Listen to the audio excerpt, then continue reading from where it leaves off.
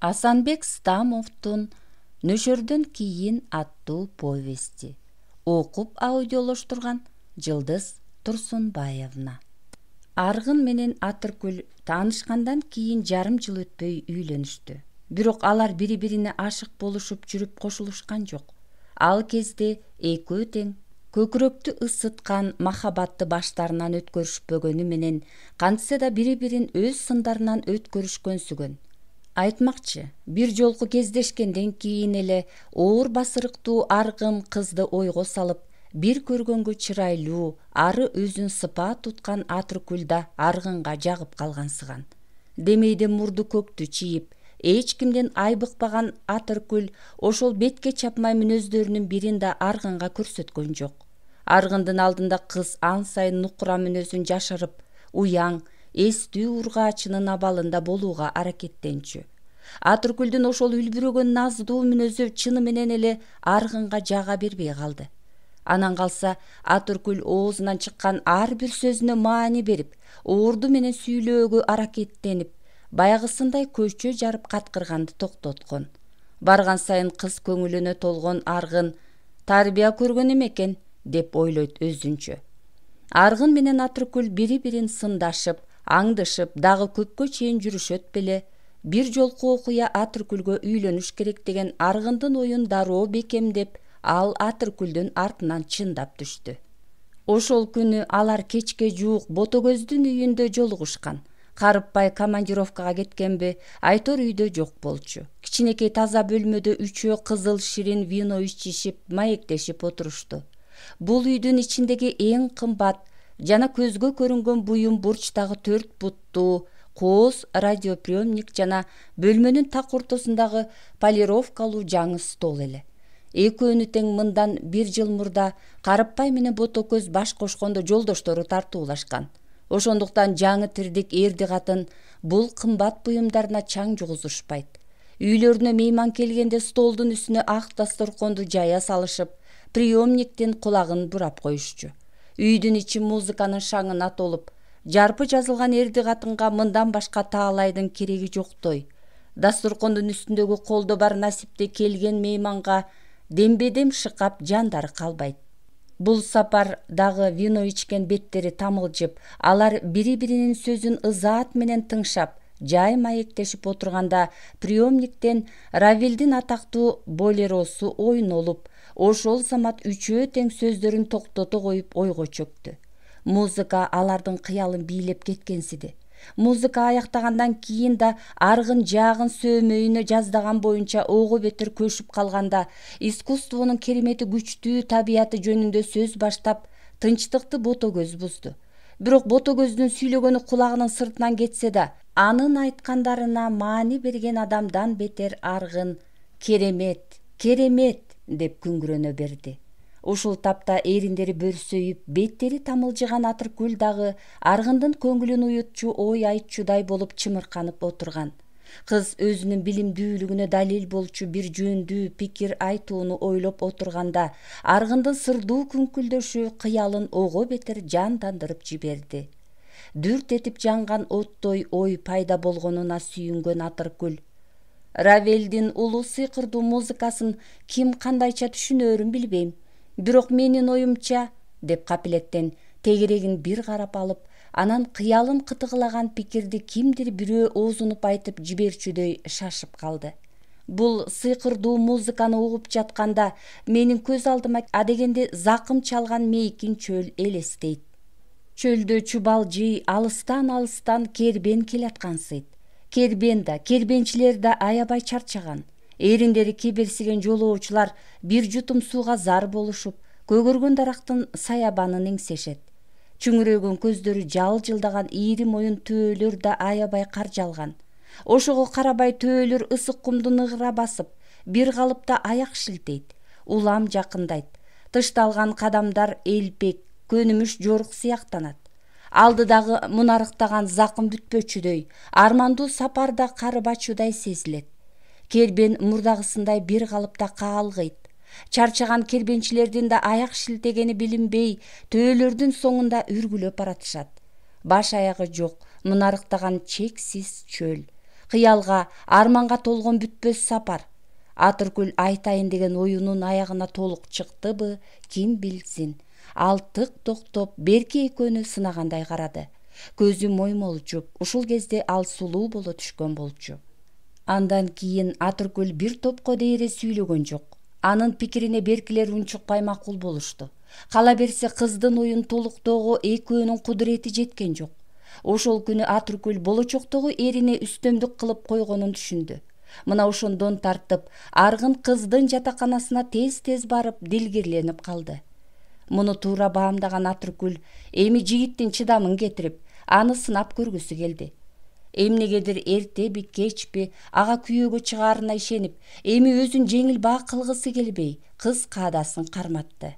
Аргын келгенде ал мурдагысындай атып чыкпастан, эшик алдында аны бир топко чейин күттүрүп, ал эмес бир курдай жолугушууга чыкпай да койду. Бирок Атыркүл жолугушууга чыкпаганы менен кайра өзүнүн көңүлү түпөйүл болуп, чыдамы кете, эмики жолу Аргынды келбей коет экен деп чочуду. Атыркүл ооруп калдым деп, калп шылтоо айтып, жатаканасынын алдында зарыктыра күттүргөн сайын Аргын ого бетер кыздын артынан түшүп, ага ого бетер арзып, сейрек кездешчү калтардай мант берген эстүү кызды колдон чыгарып жибербейин деп коркту. Аргындын институтту бүтүп келип иштеп жатканына 3 жылча болгон. Бой жүргөн энөө турмуш аны алда качан тажатып, кантсе да аял алып, коломтодон түтүн чыгарыш керек деп ойлоп жүргөндө Атыркүлдү жолуктурду. Болгондо да өз идеалына туура келген акылдуу, нускалуу кызды жолуктурду. Атыркүл болсо ошол кезде институттун 5-курсунда окуп жаткан.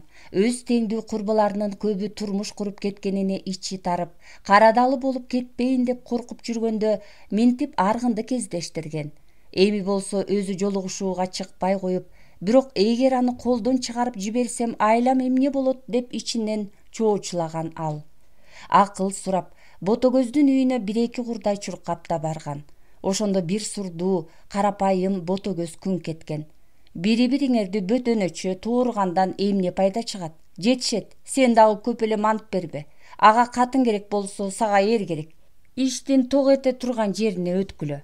Ботокөздүн ошол айтканы таасир эттиби? Айтор экинчи жолу Аргын ден соолугун сурамыш болуп шылтоолоп келгенде, Атыркүл дилгирлик менен эшикке чуркап чыкты да, окчунураактан 2 ийнип пас.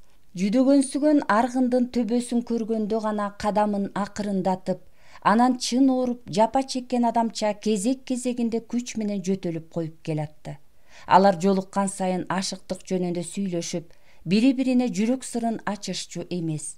Ал гана тургай үйлөнгөнгө чейин экөө бири-бирине жүздөрүн да тийиштирген жок. Жолукканда Аргын ар качан сөздү алыстан баштоочу да, адалдык, актык, улуулук, даанышмандык жөнүндө көп сүйлөп, Атыркүлдүн мээсин эзе баштайт. Атыркүл бул маңыз чалыш жигиттин сөзүнөн тажап, ээригип турса да кунт коюп угуп жаткан адамдан бетер анын сөзүнө маани бергенсип, кезегинде өзү да сөз арасында тумандуу, бирок мааниси терең сыяктанган философиядан кыстара кетип, Аргындын ой жоруусуна каршы болчу эмес.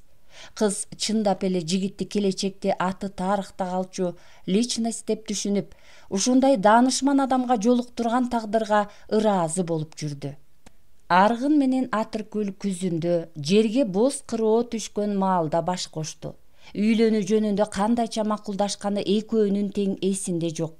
Айтор бир жолу Аргын кыздын колун көкүрөгүнө акырын кысып койгонсуган. Ошондон көп өтпөй жума күнү алар ЗАГСка барышып, күбөлүк алып чыгышты да, той камын көрүш үчүн Аргын айылга жөнөдү. Алардын жанында жолдош жоролорунан эч ким болгон жок. Ал күнү кечинде Атыркүл жатаканасында жалгыз отурган бойдон кайгырып же кубанаарын билбей, түндүн бир тобуна чейин кирпик ирмеген эмес. Атыркүл ошол түнү Аргындын жанында болушун самады. Кантсе да Аргынды көкүрөгүнө кысып, ага эркелегиси келди. Бир чети турмуш куруу деген адамдын башына бир келчү өмүрдүн өкүмүнө өзү да баш ийип отурганын эстеп таң калды. Ойго чөктү. Бир туруп капаланды. Анан отуруп акырын ыйлап алды да, ошол бүкүлү турушу менен керебетинин четине уктап калган. Түшүндө атасынын белдик тартынган кара кочкорун көрүп, таң атканча жакшылыктуу уктай алган эмес. Сабакка келгенден кийин да Атыркүл өзүнүн эрге тие тургандыгы жөнүндө жолдош кыздарынын эч кимисине айткан жок. Муну Ботокөз да билген жок. Калган күндөрү Атыркүлдүн сабакка даярданууга көңүлү келбей, тойго тымызын кам көрүүнүн үстүндө болду. Бир нече жуп жаңы шейшеп, той үстүндө кийчү аппак туфли, аппак көйнөк сатып алып, ич кийимдерин бүт жаңыртты. Деги эле Атыркүл ошол күндөрү камдуу жүрдү. Дүкөнгө кире калганда идиш аяк сатчу чарба жагына кайрылат. Боюнда бар аялдарды көргөндө күлүмсүрөп, эмнегедир өзүнүн да ичи жылып, жүрөгү булкуп алчу. Ал күндөрү кыз өзүн аябагандай бактылуу сезип, келечектеги турмушум кандай болот деп кыпындай да кам санабай, күнөм ойлобой ток пейил жүрдү. Аргындын атагы чыгаарына ишенди. Бактысын тапканына көзү жетип, санаасы тынчый баштады. Атыркүл түйшүк тартып бир жагынан кубанып жүргөндө айылдан Аргын келди да ошол эле күнү кечке жуук такси жалдап Атыркүлдү айылын көздөй алып кетти. Ал тойду кандайча өткөрүп, ага кимди чакыруу жөнүндө Атыркүлгө бир ооз акыл салган жок. Анда да Атыркүл өзүнүн бетке чапмай кыялдарынын бирин билгизбей адеп сактады. Келечеги айкын күйөөсүнүн көңүлүн ооруткусу келбей, ичи бук болуп турганы менен кыска адасын сактап, таксиде термелип кете берди. Аргындын айылы Фрунзеден анча алыс эмес болгондуктан алар күүгүм талаш жетип барышты да башына жоолук түшкөн Атыркүл көшөгөнүн артында отуруп калды. Көөдөнү чоң Атыркүлгө эски адатка моюн сунуп көшөгөнүн ичинде отурушу оор тийген. Ошондо Аргындан биринчи жолу көңүл калса да, ага эч нерсе айта албай, өзү да айылда туулуп өскөндүктөн салт билгендик кылып, каада сактай, көшөгөгө улам бирөөлөр баш баккан сайын жоолукту улам ылдый тартып коюп отурду. Жаңы келиндин ошонусу кыраакы кайын энесине абдан жакты. Шам күйгүзгөндөн кийин Атыркүлдүн үстүнө сомойгон 4 жигит кирди. Алардын арасында Аргын да бар экен. Алар өз ара одону тамашалашып, ширидей катып калгансыган арык бирөө качыра келип, Атыркүлдү жандай отурду. Жигиттердин баары кызуу болчу. Кара жигит Болотбек мурдун улам колу менен жанып, Атыркүлдү жеңе деп кезегинде тийишип коет. Анын тердүү, муздак колу тизесине тийген сайын кыздын денеси жыйрылып, улам кетенчиктейт. Болотбек ан сайын акысы бардай Атыркүлгө одону тамашалай айтып тийишет. Аргын дасторкондун этегинде мандаш урунган боюнча отургандарга өз колу менен арак куюп сунууда. Бирок ал өзү да кызып калган белем. Кирпиктери нымдалышып, отургандардын оозунан тамаша чыккан сайын атаң көрү десе деп ыкшып калат. Аргындын түрүн көргөн сайын Атыркүлдүн итиркейи келип, ичинен жини кайнайт. Бир туруп ушундай акыбалга туш болгонуна өкүнөт. Капаска түшкөн куштай камыгат. Аргын анын жанына бир келип, алын сурап койбогонуна ыза болот. Бул жерде баягы улуу материядан сөз кылган Аргындын сезгич мүнөзүнүн бири да жок. Ал караманча эле түркөй жигиттердин кейпин кийип алган.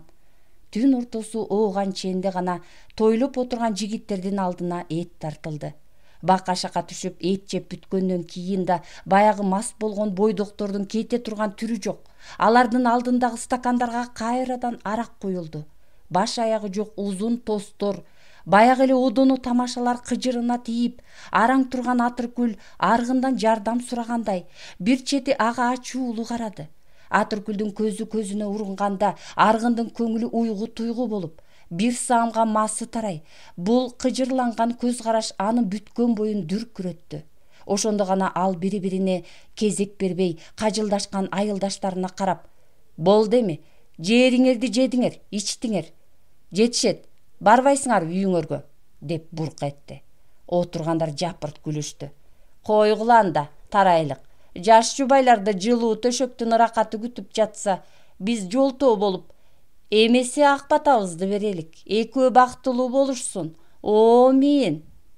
Алар кетип баратканда эртеден бери Атыркүлдүн сол жан башынан мыжыгып отурган Болотбек темтеңдей ордунан турду да Аргынды колдон алып: "Сага рахмат. Эми таң атканча Атыркүлүңдү трактат", деп аржалактап күлдү. Аны коштой калгандары да каткырды. Мааниси жок тамашанын баарын угуп, баарына чыдап отурган Атыркүл ошондо уялды, ызаланды. Ызанын арты кор, эми мунун арты жакшы болгондой эле дегенчелик кылып ичинен табынды. Эстүү сүнгөн, таланттуу сунган Аргын бул зөөкүр чалыш жолдошторунун арасына өзүн атай шылдың кылыш үчүн алып келгендей көрдү. Бирок бети ачыла элек Атыркүл бул сапардагы күйөөсүнө ачуулана алган жок. Ушунун баарын көрүп ичинен гана сызды, ичинен нааразы болду. Аргын жаш колуктусунун абалын кайдан билсин? Ал өзү дагы мас эле. Ошол биринчи эле түнү ал аялына сыр алдырып койгонун, анын көңүлүн калтырып койгонун билген жок. Чырак өчкөндөн кийин жүрөгү элжиреген Аргын жакшы көргөндүгүн Атыркүлгө билгизейин деди көрүнөт.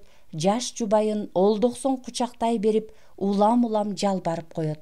Айланайын, айланайын, каралдым. Ушул көкүрөгүнөн чыккансыган назик сөздөр аркылуу Атыркүлдү чындап сүйөрүн билгизгиси келген. Бирок бул айтылгандар Атыркүлдүн кулагына одоно угулду. Бул сөздү Аргын мурда далай аял затына айткандай туюлуп, Атыркүлдүн ичи тарыды. Ошентип Аргын айланайын, айланайын деп колдурап жатып бат эле уктап калган.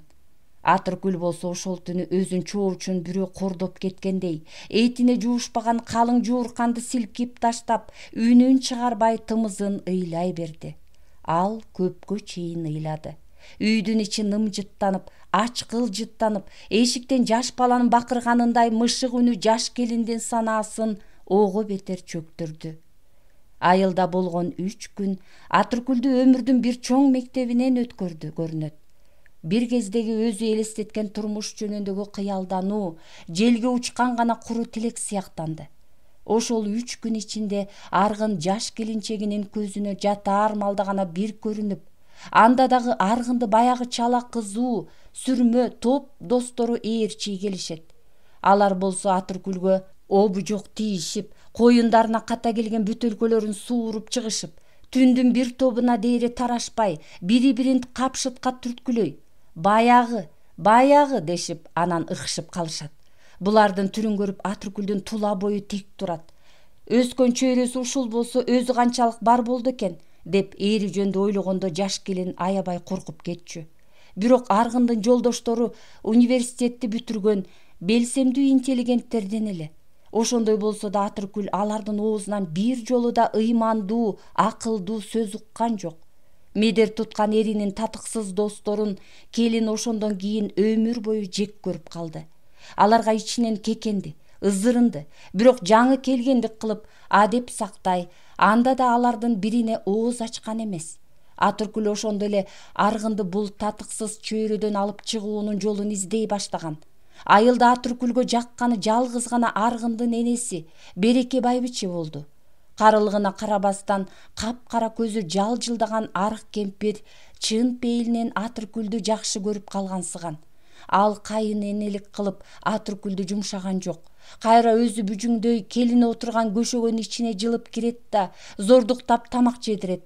Анан божурай кечке чейин аны мунулардан айтып, жаш келиндин көңүлүн алакты кылат. Кайын энеси менен Атыркүлдүн ынтымагы ошондо башталган. Шаардагы турмуштагы Атыркүл ойлогондой болгон жок. Алар көчүгө айланбаган тар квартирада турушту. Ошондуктан намыскөй Атыркүл ботокөздөн башка бирге окуган кыздарынын эч кимисин үйүнө чакырган жок. Жолдош кыздарынын канчалык каңкуулаганына карабастан той өткөрүүнү да ык көрбөдү.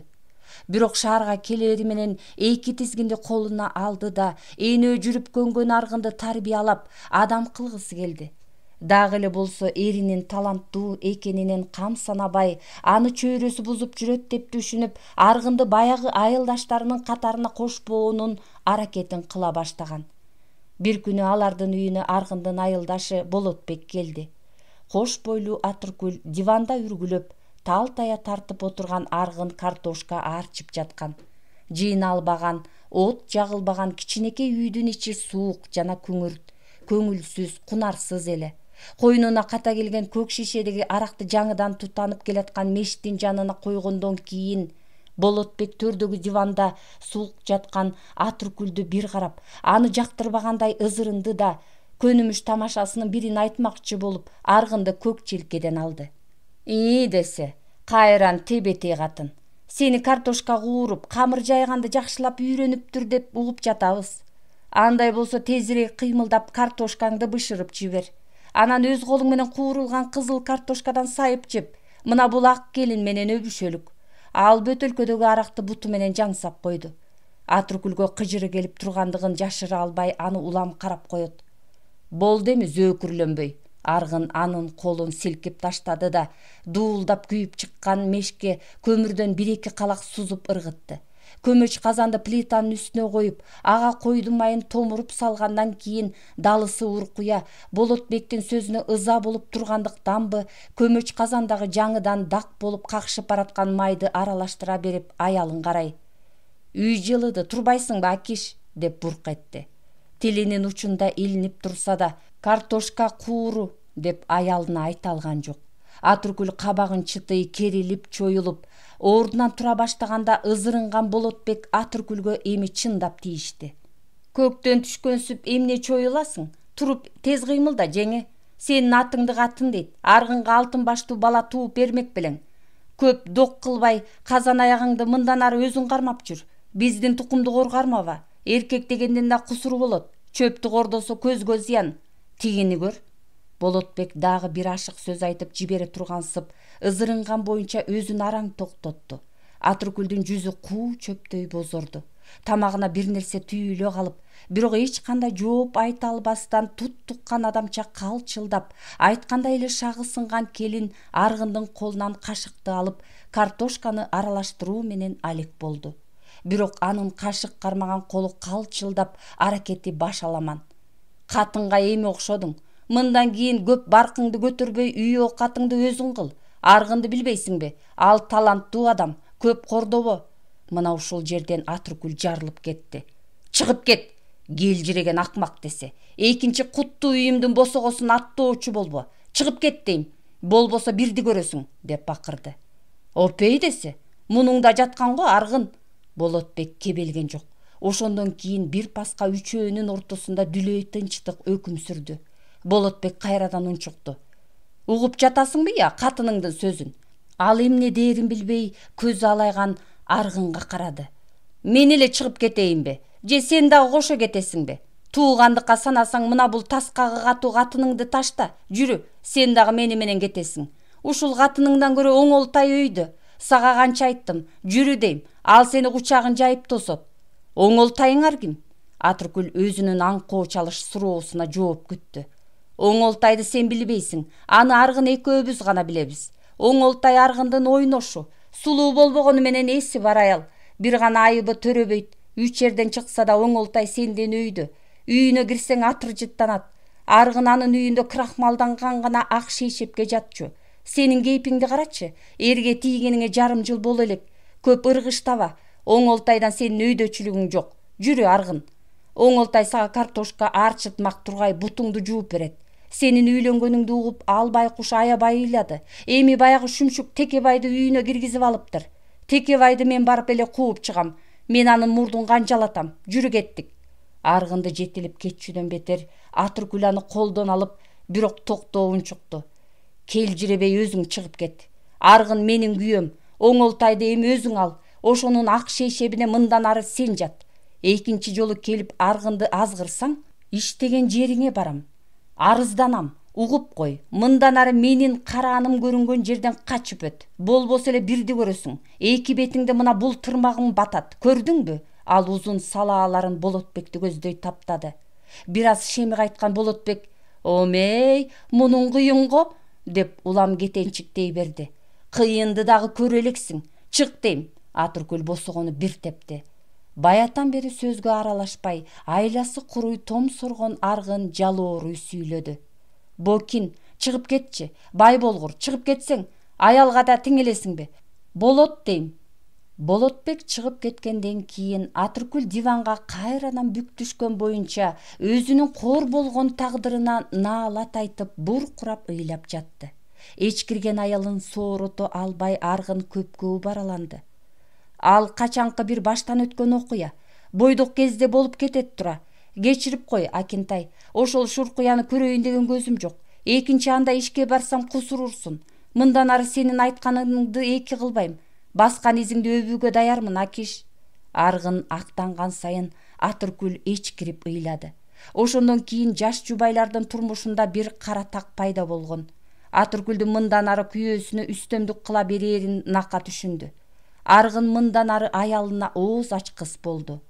Ошентип таймашкан эрди катындын бири жеңилди. Биротоло Аргындын бедели түштү.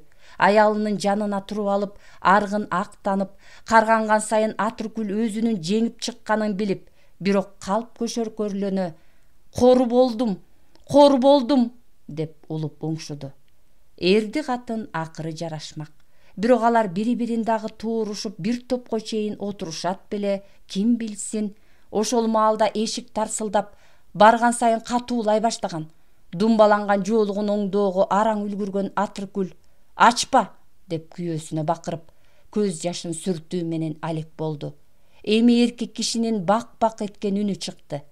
«Ботом, бул үйдө тирүү жан барбы?»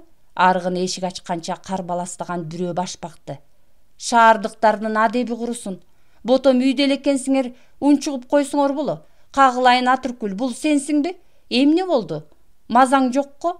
Келчи, чекеңден сүйөйүн. Сени көрбөгөнүмө 3-4 жыл болду. Бул күйөө бала го.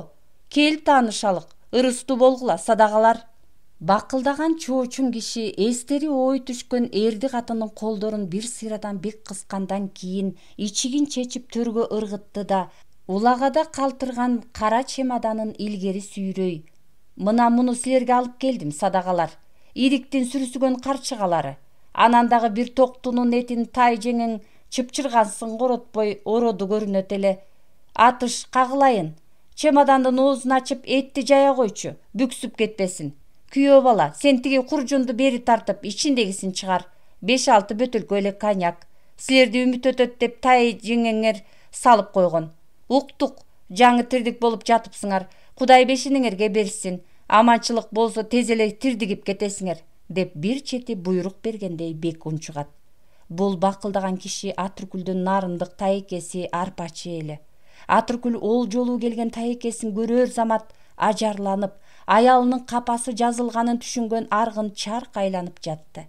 Арпачы 50-үйлөрдөн ашкан шайыр адам сыяктанды. Сүйлөгөн сайын ышталган чанач сыяктанган саргыч жүзү күлүмсүрөп, дегеле андан кычкылдаамданган токчулуктун жыты келип турду. Алеки заматта дасторкон жайылып, бакалдардан аша коньяк мөлтүрөй, ошол күнү алардын үйүнө береке толо бапырады. Атыркүлдүн тайекеси март киши белем, ал Аргын экөө 2-3 курдай коньяктан түгөтө алгандан кийин капарында эч нерсе жоктой ток пейили унчукту. «Бу шаардыктардын дүкөндөрүндө Минбада дегени болчу эле. Атыш, кошунаңардын тестиер баласы болсо жумшабыйчы». Ал 25 сомдук бир кагазды тасмалдын четине бейк капар таштап койгон соң, эмелеки Атыркүл менен Аргындын көңүлүн кирдеткен чатак такыр эстен чыгып, эрди катындын жарпы жазылып отурганда Арпачы атайы келген жумушунун четин чыгарды. «Күйөө баланы Ленинградтан окуп бүтүптүр. Сүрөтчү экен. Адамды тартканда тим эле жан салып коет экен», дешип даңазалашат. Андай болсо деп атайын чыгынып келген жумушумду айтайын, кагылайындар. «Атыш, чоктал тайекеңди билерсиң. Кайраным» десе, журт билген, журтка кадыры өткөн адам эле. Уккандырсың, анын каза болгонуна чыпчаң жарым жыл болду. Тоодой ташта элге кадыр өткөн адамдын бейитинин үстүндө ушу кезге чейин белги жок. Артында аркыраган тууган ургу, бала бакырасы турат. Жаки болбосо таштан чегилген бир жакшы эстелик койдурбасак, элге кеп болчудайбыз. Азыр элдин турмушу жакшы, бардар кез. 2000 сомду калтама түйүп алып чаап келдим. Сүрөтү болсо мына. Койнунан жашы 60-тан ашкан сейрек сакал кишинин сүрөтүн алып чыкты. «Ушул сүрөттү таштын эң мыктысына чектирип, ашына чейин орнотуп коелук. Баягынын урук тууганы деп бир чети даңкы өзүбүздө калат». Арпачы коньякты тартып жиберип, эми Аргынга өңүлө карады. «Күйөө, ушул иштин милдетин өзүң ал. Мүмкүн өз колуңан келер, же болбосо жакшылап жасай турган жолдошторуң бардыр. Айтор эстелик сүрөтүнө окшош болсун. Бизди убара кылбай бир керекке жара айланайын. Жакшылыгыңды биз дагы эске аларбыз. колубуз кур эмес. Баятан бери сөз тыңшап унчукпай отурган Атыркүлдүн көзү жайнап кетти. Таяки, кадырыңыз жан болсун. Ошо да кеппи, аны аргын өзү эле бүтүрүп коет. Таякем үчүн кантип тартынсын. Эстеликти ташка өз колу менен эле чегет. Мен скульптор болбосом делеби? Баш тартмакчы болгон эрин Атыркүл сүйлөткөн жок. Таякем үчүн бир жолу скульптор болуп койсоң эч нерсең коробойт. Жасайсың эле. Атыркүл өкүм сүйлөдү. Аргын андан ары ооз ача алган жок. Анткени ортолорундагы чатакты жигине келтирүүчү Данекер ушунда жатканын көкүрөгү туйду. Жарашуу үчүн мындан өткөн себеп болмок эмес. Кантсе да өз колу менен бүтүрүшүм керек деп ойлоду. Ошондо Таекеси Аргындын кыялындагысын түшүнө койгонсуп, ак калтага салынган акчаны думбалактаган боюнча Атыркүлдүн алдына таштады. Көшөгөңөр көгөрсүн ага кылайын. Эстүү кишинин сөзүн айттың. Мына бул 1000 сомдуктарды катып ал. Кем карчы болсо айтарсыңар. Ошол күндөн тартып Аргын пайдалуу кесиптин кынуусун алып, тааныштын таанышы аркылуу заказ үстүнө келе берди. Анын калса барган сайын Аргын акырындап таш чегүүнүн ыгын ала баштаган. Ал заказчиктерди өзүнөн качырбас үчүн эстеликтерди сүрөтүнө окшоштурууга аракеттенет. Каалоочуларга болсо андан башканын кереги жок. Аргынды кайра алкашып, кызыл акчаларын санап берип жатышты. 5 жылга жетпей Аргын заңгыраган үй салдырып, аны тегерете бышкан кыштан келтирип, дубал соктуруп, үй ичин килемге толтурду. Хундуз жакалуу пальтолорду коштоп кийген Атыркүл да бекер жаткан жок. Ал ошол кезде Аргындын аралашкан чөйрөсүн бекемдөөнүн аракетин көрүп, кадыр барктуу адамдарды үйүнө мейманга чакырып, жан алекетке түшөт. Дасторкон үстүн кандайча сервировкалап, кимге кандай белек берүүнүн айласын издей башын катырат. Аргындын баягы айылдаштарынан биротоло кол үзгөн. Аларды теңине албай, обывательдер деп сынтагат. Дүнүйө мүлккө карк тунган Атыркүл ыраазы болуп эле жатып калган жок. Ал башынан даңкты жакшы көргөн аял болгондуктан даңктуу интеллигенттерди тегерегине чогултууга кылган аракеттери да бекеринен эмес. Дүнүйө тапканы менен Аргын өз чөйрөсүндө сүрөтчүлөрдүн арасында кыпындай да баркы жок экенин ал алда качан эле сезип, тынчы кете баштаган. Даңкты акчага сатып ала албасын Атыркүл улам барган сайын түшүнө берди. Себеби жолдоштору эрин сүрөтчү катары теңине алышчу эмес. Атактуу чөйрөлөрдө болгон мейманда да отургандар Аргынды ооздоруна алышпайт. Алар Аргын менен жөн гана сыпайкерчилик үчүн мамиле кыла баштаганын түшүндү. Муну Аргындын өзү да сезип, ичинен бушайман болот, кыжырланат. Бирок өзүн курулай жооткото, таланттуу жолдошторуна кол шилтеп койгону да ошондон болушу керек. Аргын аялынан 5 бетер даңкты жакшы көрчү. Ал аты тарыхта калууну, эл оозуна алынганды самоочу. Бирок даңкка жетиш үчүн талант керектигин, жан кыйнап эмгектениш керектигин ал ошол учурда эстен чыгарып койгон. Аргын түпкүлүгүндө жөндөмдүү сүрөтчү эле. Убагында ошол жөндөмдүүлүгүн өстүрө албай калганын Дыйканбек сезип да жүргөн. Ошондуктан Аргындын алгачкы полотнолорун Дыйканбек бир учурда бекеринен мактаган эмес. Ал түнкү кокусунан жолугушуу гана Дыйканбекти ойго салып, курбусунун кол өнөрчүлүккө өтүп кеткенин түшүндү.